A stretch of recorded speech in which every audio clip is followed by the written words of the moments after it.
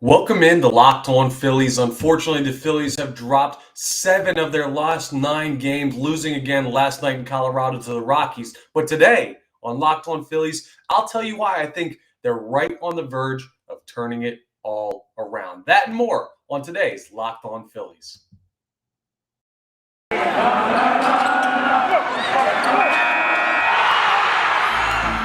You are Locked On Phillies, your daily Philadelphia Phillies podcast. Part of the Locked On Podcast Network, your team every day.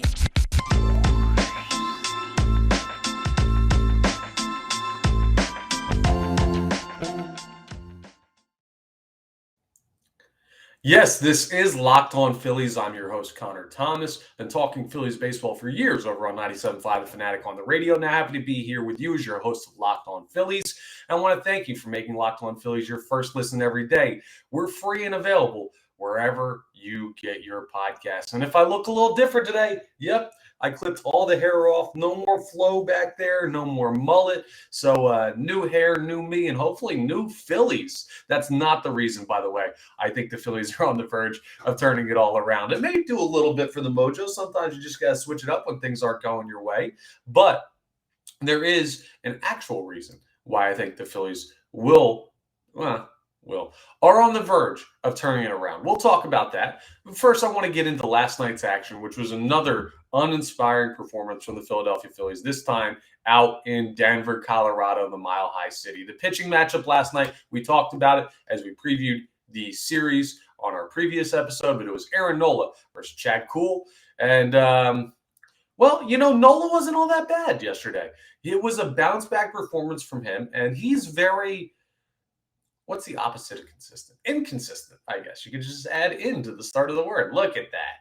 Easy enough. I talk for a living, and sometimes you still have to talk through those word roots. Well, Nola has been inconsistent so far this year. He's been inconsistent for the past couple years. But last night, out there in Colorado, a late start to this one, we got good Aaron Nola. He went 5 1/3 innings pitched. He only allowed 2 earned runs. We'll talk about them later on as we go through the breakdown of this game, because he threw 5 scoreless innings before he got to that point. The trend so far from Aaron Nola, if there is a consistent trend on his pitching this year, is that when he gets hurt late, it's by the long ball, and it's kind of belays Joe Girardi needing to have a quicker trigger when it comes to getting Nola out of the game. When you first sniff danger with him right now, it seems like he gets hurt significantly late into his outings. Get him out of there sooner. But that's a tough thing to do for a manager, because you kind of have to anticipate the danger coming, and rather than react to a couple hard hit balls.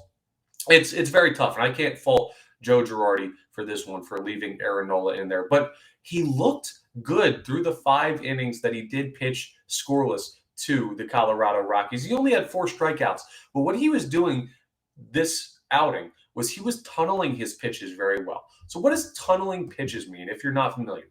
So basically what it is when you release pitches, certain pitches come from certain arm slots naturally. The fastball comes from your natural arm slot. The breaking ball sometimes has a tendency to drop down more, because instead of completely following through like you do on a fastball, the breaking ball, you try and more put it in your pocket. The arm angle is different. So what great pitchers do is they make it that their release point for the fastball is the same as the release point for the breaking ball, is the same as the release point for the changeup, and it all ends up coming out of the same tunnel. So the hitter has a much harder time of picking it up. And I actually talked about it during the TV broadcast last night, how well Aaron Nola was doing tunneling his fastball and breaking pitches, that sinker that he had working on the outside part of the plate last night. It was an encouraging performance from Aaron Nola. And that's always a good thing, because he's going to need to be really good for the Phillies to be really good. They're going to need him this year, and they can't have New York Mets outing Aaron Nola. They can't have it. It's just, it won't work as far as this team getting to where they want to be, which is ending a 10-year playoff drought. The offense for the Phillies, completely non-existent. They didn't score till the 8th inning. It was only on a Didi Gregorius double to left field. You can't be getting 5 hit, 1 run by the Colorado Rockies. And I know the Rockies starting rotation, It has been one of the best in baseball statistically, but it's only through 10 games. We look at this roster. We look at some of the guys you're going to face with Colorado. They're not world beaters. You have to be able to hit these guys with the talented lineup that the Phillies have. They only had 5 hits on the day. 5. They allowed 9, which, it's interesting. In some of the games so far this year, the Phillies haven't scored all that much, but they have had a large number of hits. 9 hits in a loss earlier this year. 11 hits in a loss earlier this year. Did I say the Nola start was? Yeah, it was against the Mets. I apologize. I wanted to make sure I had that right. Thought it could have been the Marlins, but it was the Mets ender against Max Scherzer where Nola completely imploded. But anyway, back to the hitting, because that's the real question about this ball club. What's going on with the hitters? Just to tell you how Colorado got their runs. It was a Charlie Blackmon 2-run home run to center field. Or sorry, not a 2-run home run, a solo shot to center field. And then a wild pitch scored C.J. Cron from Jose Alvarado. That was attributed to Aaron Nola, even though it was not a run he allowed himself. And then Randall Grisham doubled to deep right with a 2-run double, a 2 RBI double there in the bottom of the 7th. That one coming off from Norwood to make it a 4-0 ball game and put this one out of reach. Not anything overly all that exciting in this game. Another one of those just wipe it games. What are you going to do? You lose one in a vacuum. It's just an uninspiring game. But you look at some of these numbers. So let's take a look at where some of these guys are and what Joe Girardi's doing with his lineup. Last night, the lineup that got rolled out was Realmuto batting leadoff. Interesting. Harper in the 2-hole. Nick Castellanos in the 3-hole. Rhys Hoskins batting cleanup. Kyle Schwarber 5th, which you've heard Joe Girardi talk about splitting him and Bryce Harper to try and get those two out of their slump. Alec Bohm, 6th. Gene Segura, 7th. Bryson Stott, 8th. Matt Vierling playing center field, batting 9th. Here's where the hits came from. Realmuto had 1. Harper had 1. Bohm had 1. Segura had 1. And Didi Gregorius had 1, being inserted in the game later as a pinch hitter.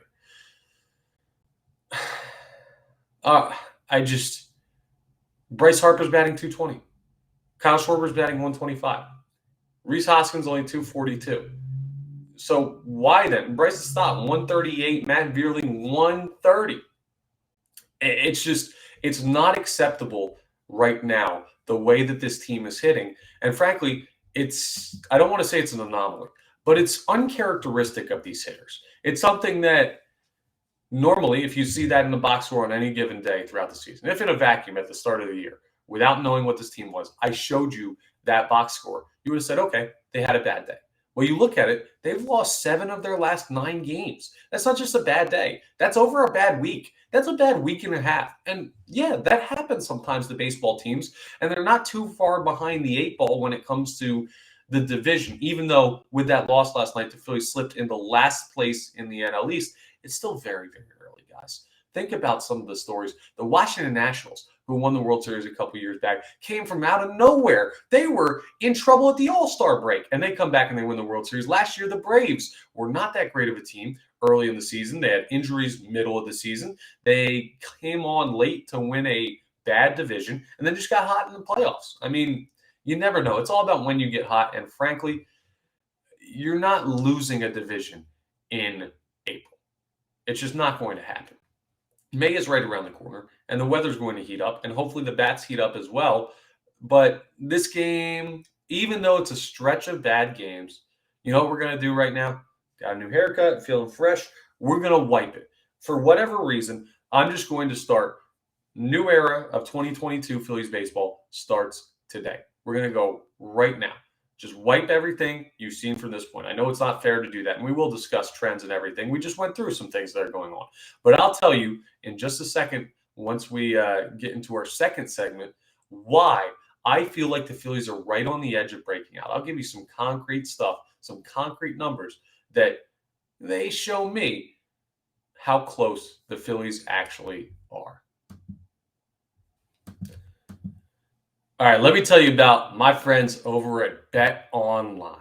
BetOnline.net is your number one source for all of your betting stats and sports info. They're the absolute best. You can find all of the latest sports developments, league reviews, and news, including this year's basketball playoffs. A big win by the Sixers last night. They go again on Wednesday. You want the latest updates on tonight's game? The Timberwolves and Memphis Grizzlies locked in a good one down there in Tennessee. Go ahead and check that out. They got everything. And plus, of course, the start of the Major League Baseball season. You've been following that religiously. Are the Phillies going to get hot? I'm about to tell you why I think they are. Maybe you can make some money on that if you check out Bet Online. That's because Bet Online is your continued source for all of your sporting wagering information, from live betting to playoffs, esports, and more. Head to the website today or use your mobile device to learn more about the trends in action.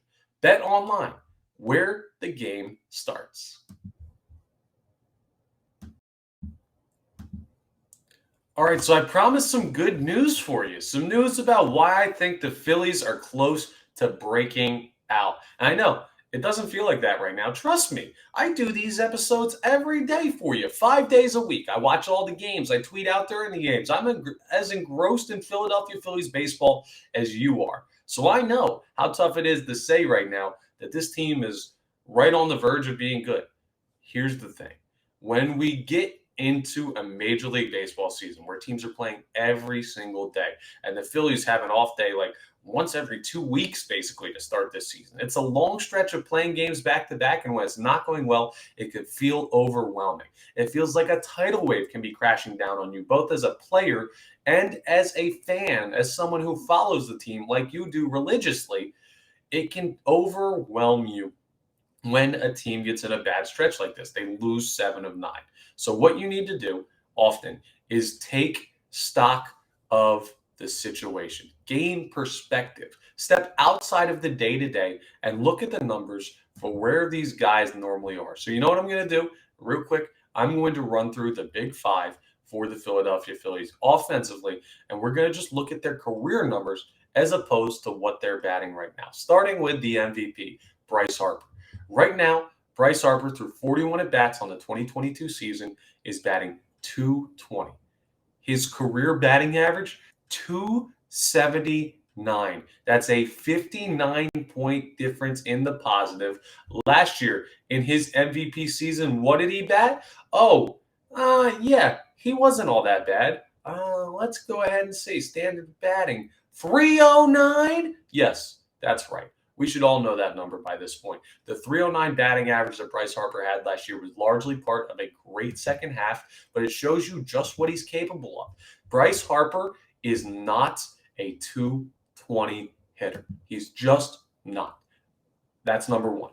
Kyle Schwarber, let's move on. He's batting .125. His career batting average, also, just to keep in mind, this is career batting average over 8 years on the majors. .235. He's 110 points better on average over the course of his career than he's hitting right now. What did he bat last year? Let's go ahead and take a look. Yeah, .291. He nearly batted .300. It was the best of his career. Even if he doesn't reach that, let's say he only gets to .235. He's going to be probably 110 points better or better than that in average by the end of the year. That's a huge difference. It's more than double the difference between Bryce Harper's. He's going to be better. I'll say it again. Kyle Schwarber is not a .125 hitter. Nick Castellanos, right now, he's actually batting .293. That's not bad. He's got 2 home runs in 41 at-bats.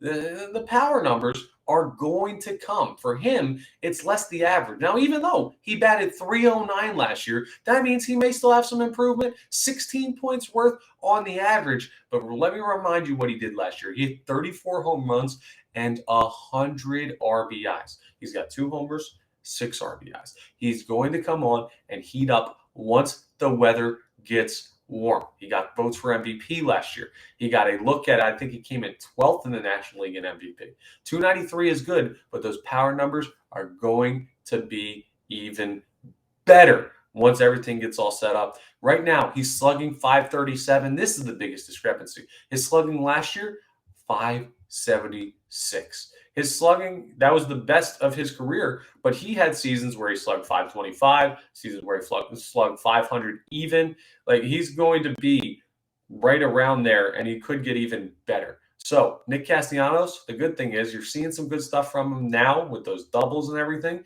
When these other guys get hot, more RBIs, and as the weather heats up, his power numbers will increase. Nick Castellanos, will have better power numbers at the end of the year than what he's showing right now. On to Rhys Hoskins. Now, this one's kind of interesting.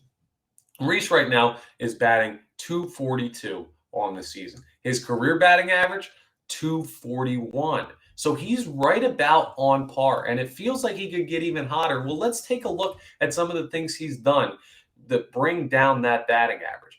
226 in 2019 is really the biggest thing. He had 116 walks, but that's in 570 at bats, the most of his career. That 226 in 2019, where it seemed that Rhys Hoskins became obsessed with launch angle, and it was part of the Philadelphia Phillies philosophy in the last year under Gabe Kapler. Well, yeah, that plays into it. I'd imagine you take, well, I know for a fact mathematically, you take those numbers out, and he's a better hitter on average in his career. And even with that in there, he's right on average with what he's doing right now. Rhys Hoskins will be better than a 242 batting average this year. I bet you. I know that's a strange bet. I know the numbers don't really show that. He's right on par with that. But if you take out that outlier season and you look at what he's been as a hitter over the past, let's just call it 6 months of play when he's been healthy, going back to the last 5 months of last season, he's going to hit better than that. It'll come. JT Realmuto, let's move on to him. JT is batting 289. He's above his career average, but only one home run, 2 RBIs rather. Those numbers will pick up as the rest of the lineup picks up. Here's the thing, like the guys that are hitting fine for average now, their power numbers will go up when the other guys hit fine for average. And those guys that are not hitting for average right now, well, their numbers show that they're going to. And here's the way I like to break down Major League seasons. I like to break them down. This is the real reason why I think the Phillies are close to breaking out. I like to break them down by tens. So the Phillies, 7 for their last 9. And I know it doesn't break out evenly like that, but normally 10-game stretches are a good parameter for breaking down trends, right? Well, 10th game tonight of this bad streak. You could, if you go back one more and you want to say they won 3 of their last 10, then we could go ahead and say they've already gone through 10th game. So let's just keep it to what I said in the opening. 7 of their last 9, tonight's the 10th game. The trends normally don't last that long, or else you're just a bad team or a good team. And the Phillies are not a bad baseball team. You can just look at them on paper. They're not a bad baseball team. Are they a great baseball team? We don't know yet, but they're not this bad. So that rule of tens is why I think they're breaking out. And some of the younger players are going to come through as well. Bryson Stott, Matt Vierling. It'll come with time. When Mickey Moniak comes back, when Odubel Herrera comes back, when you get these other guys healthy, this team becomes more dangerous. I think they're right on the verge of breaking out. Just a little bit of a hunch and a little bit of numbers. And you know what? When they do break out, you're going to get my immediate reaction because of Locked On Nows. I want to thank you, as always, for making Locked On Phillies your first listen every day. Make sure you're checking out Locked On Nows, though. There's a full podcast. You can go ahead and check it out. You can check it out on YouTube. What it has is our immediate reactions. They splice together the immediate reactions of a whole bunch of different hosts of our Locked On network, and they put it together in a nice package so you can get a sort of like it's Sports Center-ish feel to the goings-on in Major League Baseball. But it's not just a random anchor somewhere up in Connecticut going ahead and giving you, I don't mean to knock SportsCenter. We all love SportsCenter. But this is more in-depth even than that because you get the personal perspective of each individual host's reaction to their team's game the night before. So go ahead and check out Locked On Nows. They're awesome. You see me put them out all the time on this channel, on the YouTube channel, on socials. Make sure you're checking them out. It's unique to the Locked On network, and it's one of the best things we do here. So you're not getting the full Locked On experience until you check out the Locked On Nows. Finally, in this episode, we're going to wrap up with a look at our off-the-poll question about manager Joe Girardi. It's something I talked about in yesterday's episode, and whether or not it's fair to say he's on the hot seat. I'll see what you said, and I'll give you my thoughts next. This episode is also brought to you by Rock Auto. So there's an ever-increasing numbers of makes and models. It's impossible to keep track yourself, and it's impossible for the local chain store to keep track with their inventory. That's why you've got to check out Rock Auto. You have computers with access to rockauto.com right at home. You can find all of the parts you need. You don't even have to leave your house. So save time and money by using Rock Auto. Why wouldn't you? Why would you choose to spend 30%, 50%, even 100% more? Think about where gas prices are right now. Think about how expensive it is just to fill up your tank. And now, when that car malfunctions and you need to get new parts or you need a tune up or something like that, or you want to do something yourself to it, you're going to overpay for the parts? No. I don't think so. We're already overpaying for gas. Find the cheapest, best parts available at rockauto.com. The reason they can do this, well, they're a family business. They've been serving do-it-yourselfers like you for over 20 years. And because of that, their prices are reliably low for every single customer they serve. So go explore their easy-to-use website today, and you can find your solution for your auto part needs. I want you to go to rockauto.com right now and see all the parts available for your car or truck. Make sure you write Locked On in there. How did you hear about us box so they know that we sent you in. Amazing selection, reliably low prices, all the parts your car will ever need. That's rockauto.com. All right, you know what time it is. It is the first episode of the week. Technically, we had a carryover one because of the Easter holiday. So it's time for Off the Poll Part 2, the back end of our Off the Poll segment. Of course, Off the Poll is where we place a poll question out there on Twitter, asking you something I talked about in the last episode for last week, which, again, because of the holiday, just happened to be yesterday. It's like a nice little play on words. Off the Poll with the P-O-L-L, poll question, but it's also like off the pole when, home run off the pole. You get it. It's a baseball joke. Come on. You understand what I'm talking about here. But it's a nice way to get your feedback as a fan of the team. It's a way for your voice to be heard. I like taking callers in sports talk radio, but can't do that through this medium. So this is the way to hear from you, the fan of the team. And this week, our off the poll question is it fair to say Joe Girardi is on the hot seat early in the season? I talked about it yesterday. I said that I do think that he is on the hot seat, and that kind of gives away my perspective on this, but I'm going to react more to the percentage on this one. The final results on this, 84.8% of you said yes, it's fair to say that Joe Girardi is on the hot seat this early in the season. Only 15.2% of you said no, that's not fair. So it's interesting. A lot of you, I figured this would be more controversial because I had a couple Twitter back and forths on my main account at Connor Thomas 975, where a couple of people were tweeting at me saying, hey, you can't blame the manager for all of these problems. And I'm not. Let me make this clear. I'm not blaming the struggles of this team this year on Joe Girardi. All I'm saying is, in a situation where a team is this talented and hasn't won in so long, with a fan base this ravenous, and a general manager or a president of baseball operations, rather, in Dave Dombrowski, who's willing to move on quickly and cut bait if things don't work, Joe Girardi could easily be a victim of circumstance if this team underperforms. And it won't be totally faultless by him. He can make this team better. He can do a better job of handling the lineups and putting the better players out there. We talked some questionable decisions in yesterday's episode that he's already made this year. So I completely agree with the percentage of you that said yes. I'm just surprised it's so many. It feels to me, even saying it again today, like a hasty claim to say that Joe Girardi is on the hot seat on, what is it? It was April 18th yesterday, April 19th today as I put this episode out. But it's clear a lot of the fan base agrees. It's why our friends over at Bet Online, who I told you about in our first ad segment of today's episode, they had him as the third most likely manager to be fired this season or following this season. So just chronologically continuing on forever from now until the future, who's the most likely managers to get fired? Joe Girardi was the third most likely. So it's clear that he's kind of in the danger zone. And let me tell you, to me, I think there's only one way out. You got to make the playoffs. You have to. You've got to end the 10-year drought, or something crazy's got to happen. Like you win 90 games and you're just unlucky and you don't make it in because the rest of the National League was just dominant. And a couple other teams somehow sneak in above you. I don't even know how that's the case if they win 90 games. We'll get to that in September. But clearly, I feel Joe Girardi is on the hot seat a little bit. It's warming up. He's not fully in the hot seat. He's in the warm seat.